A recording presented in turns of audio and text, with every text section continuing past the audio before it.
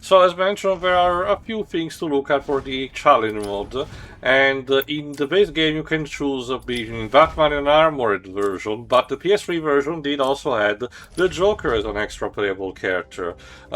Thankfully, thanks to the prolific modding community these games have, they reverse engineer the content into this. I don't know what kind of dark magic they perform. And also, yeah, Batman's armored costume is kind of lame in this. It's just a pair of more reinforced gauntlet and, a neck bracer. The end. Yeah, I'm just gonna say this. The Armored Edition gives a better armored outfit than this. The For costumes will, City. the costumes will become better starting immediately with the next game, referencing other Batman stories of all kind. So, Interestingly enough, I get the feeling that Batman's main outfit at night references this outfit. maybe the plague, kind of stuff. Yeah. It's the plate chest and also the more nose-focused cowl that feels like, Knight was harkening back to this outfit. So yeah, when it comes to the fighting challenge mode, you have 4 rounds in specific locations where you have to fight, a set of ghouls. Depending on the ones that you choose, the difficulty will be ramped down because it will change the quantity and quality of the henchmen that you actually fight. Maybe it will be just a few simple ones and then maybe 1 or 2 with the knives. Maybe there will be more with stun baton or with the guns, and maybe in higher difficulty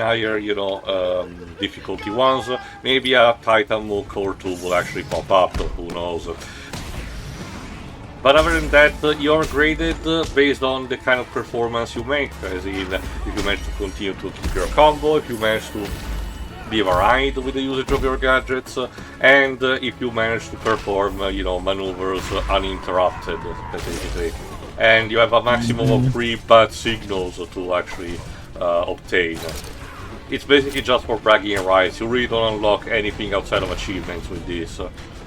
Now, players, show that you are worthy of the symbol of the bat. No, Joe, but that's in Arkham Knight with Azrael. Good ones this time. I especially love how stupid the blue light cooling setting on the near the elbow is of the gloves. Like, what's the purpose of that? LEDs, they make things look cool. It's like maybe that gag that Maxor made for, one of the katanas in Metal Gear Rising. It has the RGB effect just because it looks cool. Note to self, Alfred, this prototype suit, it's usable enough for the armor, but not the best in the aesthetics. Well, that is the purpose of a prototype, sir. Yeah. Good thing most people won't be seeing this. And yeah, meanwhile you do get commentary mostly from the Joker about, how you're performing. Later games will mostly instead have the main character telling, oh, stay down, or, oh, I'm about to beat you up. So instead, let's see what we can do on Predator section. So again, mostly using the last one that we had in the main game, since it's one of the more complex one, and I can show a few tricks that I did not, showcase. These are particularly tricky because the graduation in these are rewarded if you perform specific tasks, as in you perform a specific type of takedown, and you're not given a particular hint outside of a vague description of what you're supposed to do. So there's a lot of trial and error in this, unfortunately. Yeah, I'm not the biggest fan of step bet. It's just blatantly trial and error. Like, on the one hand, the gameplay is fun enough that I can see people wanting to play these over and over again, but I could see younger me getting a little annoyed, especially with how cryptic some of the hints can be. Alright, let me see. Maybe I'm supposed... Again, I wanted maybe to attract someone through that wall that I can potentially smash via the... explosive gel. Maybe I could use the remote batarang, but I'd rather use it for its detonation performance. Hey, Let's give it a try. you remember the plan to flood Gotham with millions of gallons of poisonous waste? Good. Batman's trying to stop it. Or maybe I can actually have someone actually shows up for the course and maybe detonate the wall with that.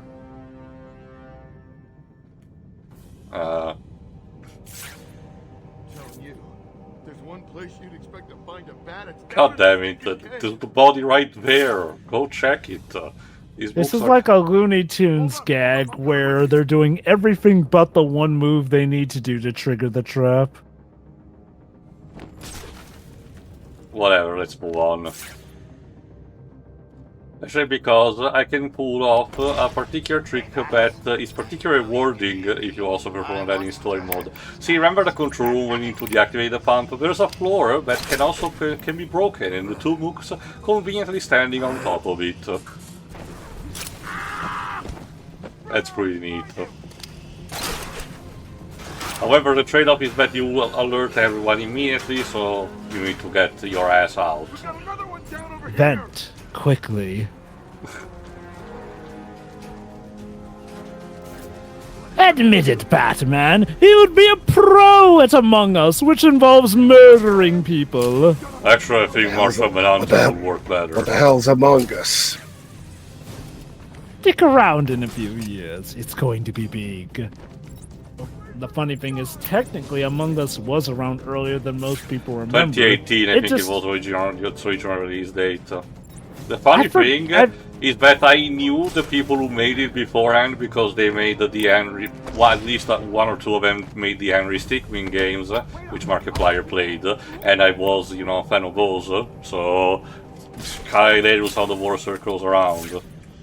I gotta say, Among Us is one of those rare cases of a delayed success. Like, so delayed that when this thing became a hit in 2020, thanks to a number of reasons, including the fact that some people mistook it as kind of like a Fall Guys spin-off, and ironically now it's more popular than Fall Guys. It was so popular that they canceled plans for a sequel to it, just because you know, made the game was doing so good. Roadmap, and it's still going. Again, sure, it doesn't really have the same numbers from 6 years ago, but it's still impressive. They got a little something for everyone, even Ace Attorney fans, and now it has its own TV series, which, from what I've heard, is pretty good, apparently. Me and Deji are planning to see on our own.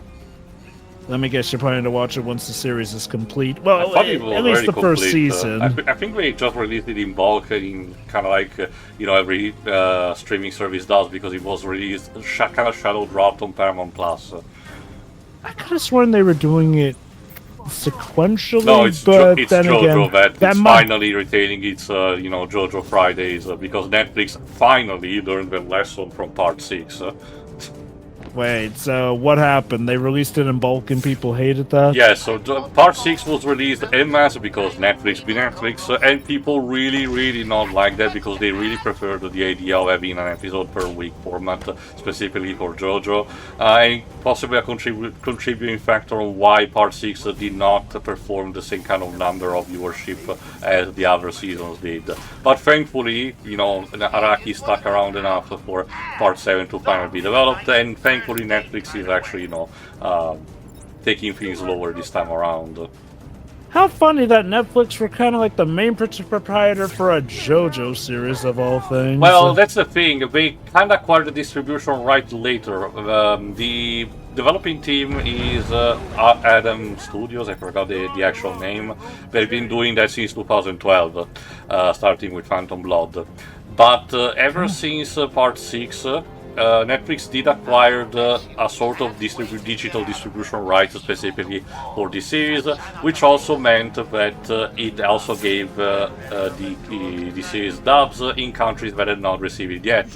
Up until that point, my country had only received subs, but we were just okay with the Japanese dub ourselves. But starting with Part 6, slowly all the other parts received proper Italian dub, and it's fine. Like, nothing super special, take the Japanese dub still over it, but it is perfectly serviceable. They really managed to nail down the jokes, and unlike the English one, they did not really change that much. So you want big deal? I've got much bigger plans for you. Alright, that's it for Batman with the coolant gloves. So let's see instead how the Joker performs in this situation, starting with the beat-em-up section. I'm out of here, Cash. Do your work. Yeah, square up. So yeah, Joker seems to be taking an inspiration from how the comics have lately been trying to make him well, not lately, since, you know, this was in the 2000s, but how starting with the 2000s, they tried to make him more of a physical match for Batman. What he lacks in strength, he makes up for in unpredictability and outright speed. It still looks very weird. The weight of his punches doesn't really match the character appearance. Well, like, you can kind of tell that it's just an extra bit of mode that was done a bit hastily to justify, you know, extra content for it. Again, there's still some creativity, like you may notice that some of the execution. Oh yeah, one of his gadgets, a gun.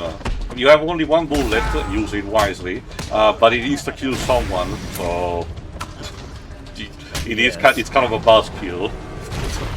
Also, I do like how they do replace punches and jabs with a lot more of swipes, slashes, and, you know, outright punts and overall.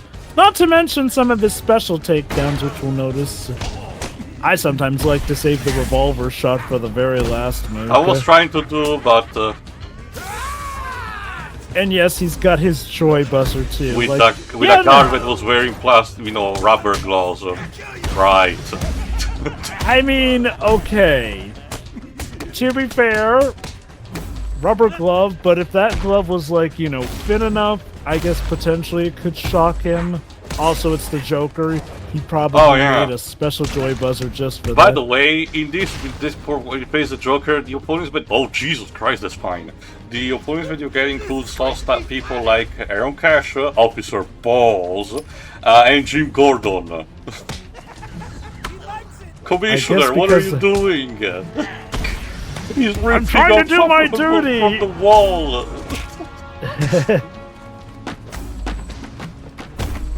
There are also some other guards that I haven't really noticed, you know, their names from, but you have noticed from playing the game. So again, it's just the game having a bit of an excuse to have a couple of even the minor name characters, you know, being part of the draw instead of having just a regular card.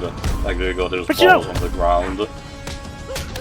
But yeah, honestly, I kind of would have liked it if the final boss was just Batman going up against this Joker. A twisted mirror reflection of his gameplay, played to the max, essentially, instead of, you know, generic Titan boss. Whee!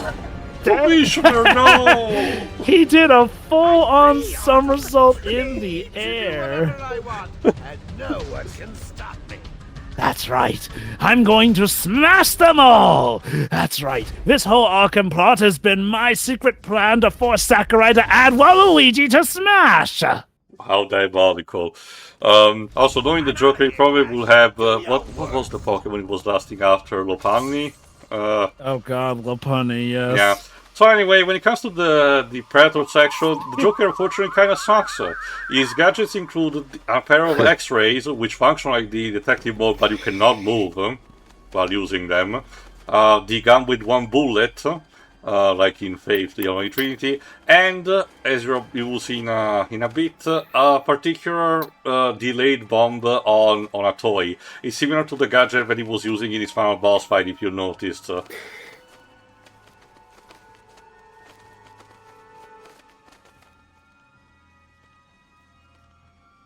Ah, yes, because if there's one man that I know is the master of subtlety and stealth, it's the Joker.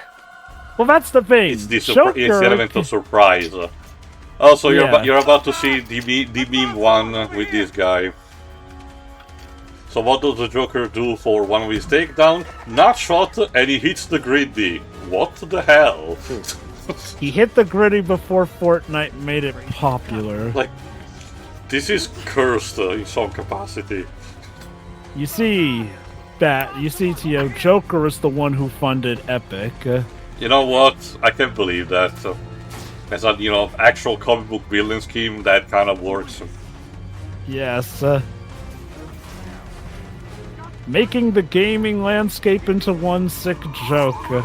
But yeah, again, overall, it's not particularly fun to play with the Joker on Predator modes. It's the fun of novelties, but you don't really have the same kind of mobility, and these maps were clearly built for Batman, so you need to awkwardly shimmy your way around. It works as an interesting bit of challenge if you want something more hard to sink your teeth in, but again, unless you're a hardcore fan, of the characters and the gameplay style, or you want to get good mileage out of your the content that you have, you can potentially skip these ones.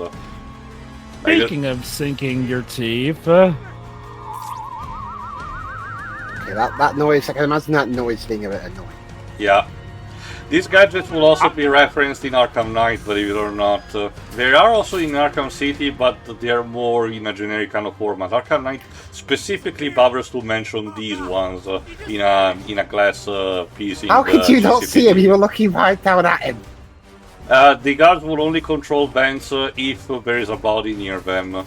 It's similar to the specific places.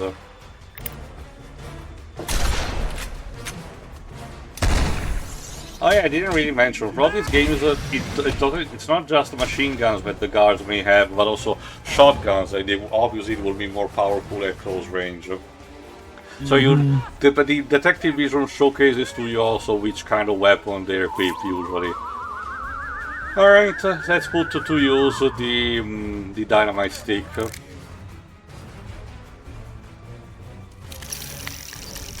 As far as I understand, you do have a limitless kind of range with this bomb. It's literally the bomb from the Super Mario 90s movie. So you really don't see that coming. Okay.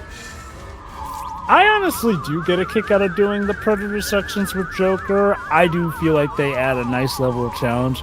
I can definitely get not liking them if you're more used to how Batman operates with them, though, because, for starters, Joker obviously can't glide and zip line like Batman can. You wanted things to finish with the gun? There you go. Unceremoniously shot from the back. You don't even get the slow-mo. Pictured how Joker tends to leave after vacation hours are done at Arkham. Also, the way Mark Hamill said, "I'm out of here," it sounded like Bobsy. Oh lord. Alright, Mark Hamill is Bobsy. To conclude, let's have another beat-em-up section with a bit of a twist at the end. I like how Joker plays in this. This honestly feels like how I would do a Joker who can actually match wits with Batman in the battlefield.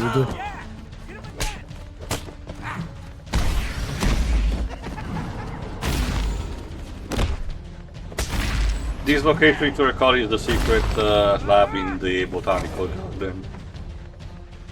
It still boggles my mind that even Origins, which kind of teases, you with playable Joker, doesn't have him, do any of the cool moves he does. I'll take my boy Deathstroke all over the day for him.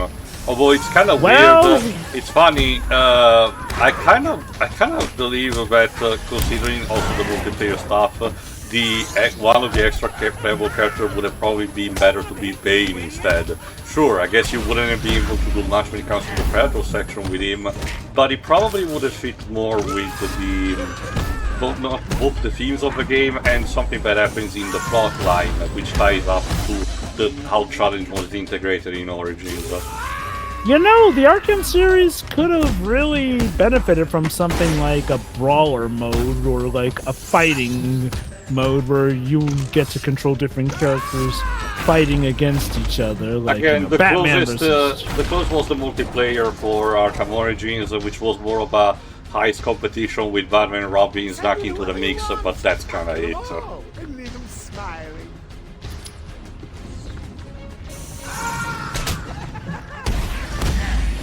I also noticed that some of Joker's will tend to have this wipe maneuver, which can hit 2 enemies at a time. I guess that's also to compensate a bit. I don't actually know if the damage inflicted to the guards is actually the same as Batman's or is slightly reduced to compensate that. I also noticed that it doesn't have the health upgrade, so it's more fragile. Kinda makes sense. Can you imagine if they did like a whole Joker mode for Asylum? Just, a version where you play as Joker for a non-canonical story. Again, unfortunately, the level design is structured to work for Batman, so a lot of the mobility stuff will have to be reworked or to use Joker-specific gadgets to use for that kind of mobility. I Again, will it's say, already kind of a miracle how they did everything with Catwoman for City. Like, I get why they obviously didn't do it for Joker in the first game, but it is kind of a shame they didn't try it in any of the future games where they definitely had the assets for it. As for Catwoman, they definitely had an idea in mind, essentially. Make her play Also, I similarly just got Gordon in enough. the face. How the fuck It'll did you be do that? fine. Because it was funny! Kind of funny considering, again, Joker was the spokesman for the whole policy of not just shooting him, because again, where's the fun in that? To be fair, he tends to reserve that mostly for Batman, though. Like, a lot of other people who he don't even want to play with, he'll just waste if they get in his way. Also, his stunt maneuver, if you saw, that's him using a can of his laughing gas. And Joker dies. I'm gonna enjoy teaching you some manners, Joker. Getting back to his cell. So there you go. That's how the Joker got arrested. Yeah, I got nothing. He Alright. constantly fought a bunch of security guards and then just gave up. So anyway, that's pretty much it. There's not much more to add, especially because the maps represent just the stuff from the video seeing the actual game. Later games will start adding exclusive maps for the challenge mode, so you'll be able to see those in due time. For the time being, that's all for Arkham Asylum, so stay tuned when things will get bigger in Arkham City. See ya. Lovely. See Yeah. you then.